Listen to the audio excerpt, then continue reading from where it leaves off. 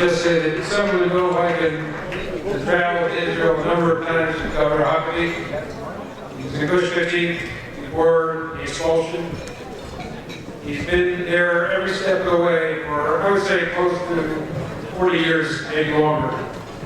And we owe a debt of gratitude to this man and to his wife, Johnny. Without further ado, Asmblymn Dov Hikind.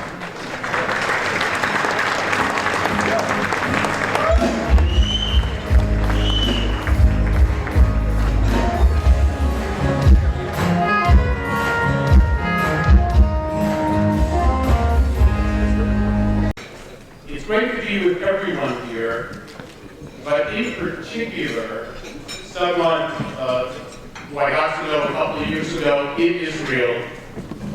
And I can only say that I wish Jews would speak so clearly about their love for Israel and about the land of Israel as Governor Huckabee does all the time.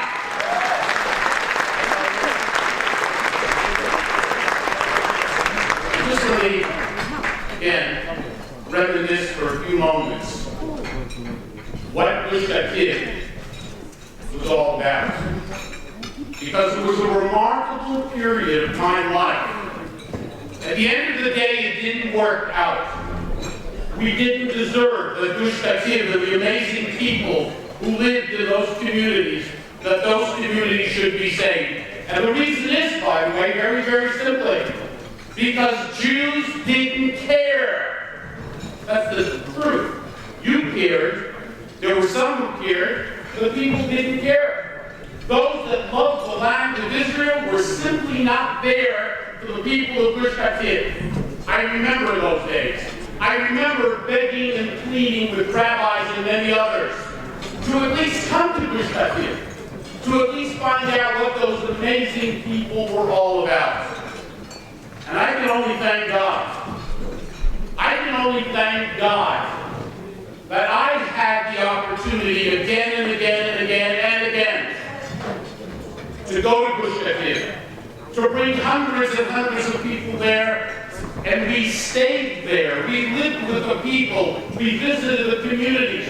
We saw what Gush Katif was all about. So I thank God for that opportunity. I even remember, I remember the New York Post had an editorial during one of my trips, criticizing me for getting involved in the internal affairs of Israel because I was speaking out. I was expressing my concern about what was going to happen if, God forbid, we gave up that land, and we did. And I remember a father. There were 125 of us on one of my trips. 125 people, including a bunch of ministers from the South. And I remember a father outside of his homes in one of the communities of Gush Katif. His daughter and her boyfriend were murdered right outside their home by terrorists. And I remember he said to me, he pointed with his finger in the direction. Smoke was coming out of the smokestack. And he said, no, that's Ashkelon.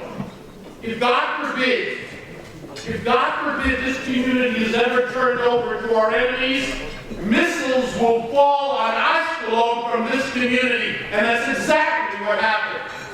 We were right and they were wrong.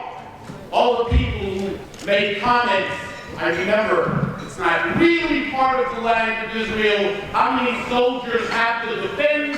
How many soldiers are we going to have to defend this community?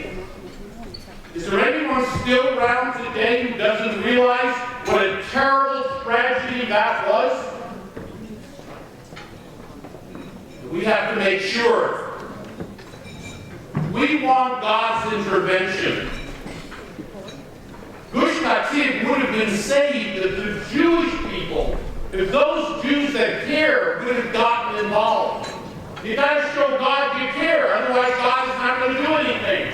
You got to show that you care.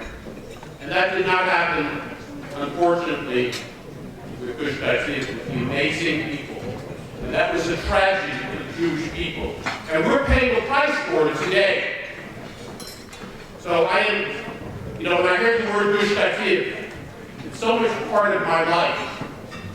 Studying in the yeshiva, in the Beit Hakalim, we went there and just spent a week studying at the yeshiva. We went to those communities, we met the people, we visited their homes.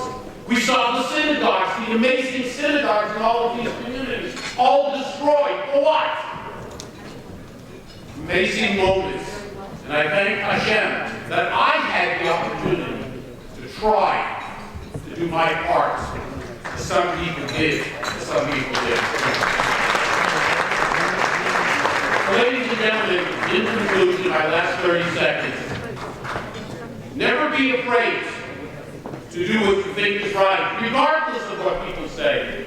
I have never been afraid and never will be afraid. You gotta do what you think is right. Not be afraid, regardless of anything. So everyone here, let me wish you a wonderful week, a wonderful holiday that's coming up, the Pesach, the Passover.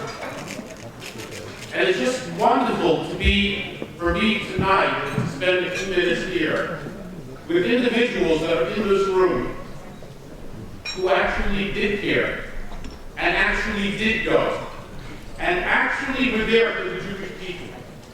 Because if we're not there for the Jewish people, we will not be there for the people of Gush Etzion, they won't be there for us. They won't be there for Crown Heights. They won't be there for Borough Park. They won't be there for Tel Aviv. You gotta be involved. You gotta do the right thing. Thank you very, very much. It's a pleasure to be here.